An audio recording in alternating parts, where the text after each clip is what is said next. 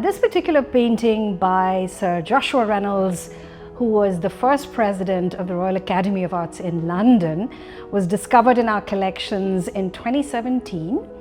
It was in storage, it was declared missing in the catalogue raisonné that was written about this particular artist, who is an acclaimed artist of the 18th century.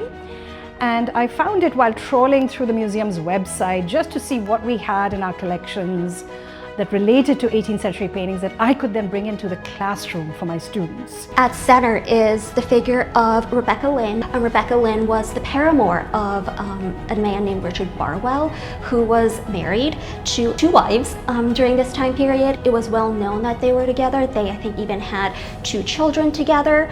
So for Sir Joshua Reynolds to really depict Mrs. Seaforth as the Vestal Virgin, as one of the kind of virginal women who tended to the fires or the hearth of the city of ancient Rome, was in a way a really ironic statement, and people were aware of that. It really tunes into the idea of scandal and gossip, and who doesn't love scandal and gossip? Even in our current era, that's what viral images oftentimes do, right?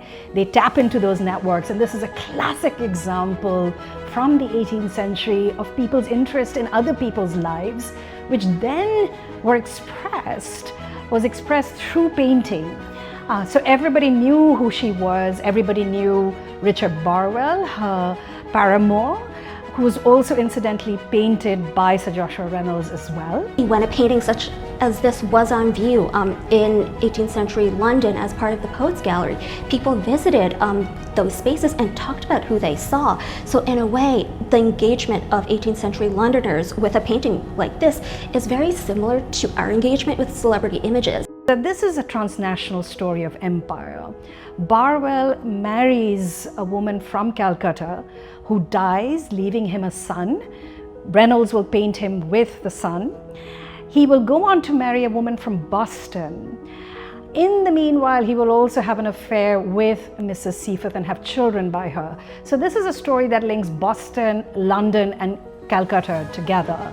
Barwell is a very powerful East India Company administrator who was born in Calcutta. His father was also a director of East India Company. So this is a question about family networks that shaped empire. This is a question of gossip and scandal that made these paintings so interesting for their audiences. And this is also about Sir Joshua Reynolds, who is the most powerful portrait painter in Britain.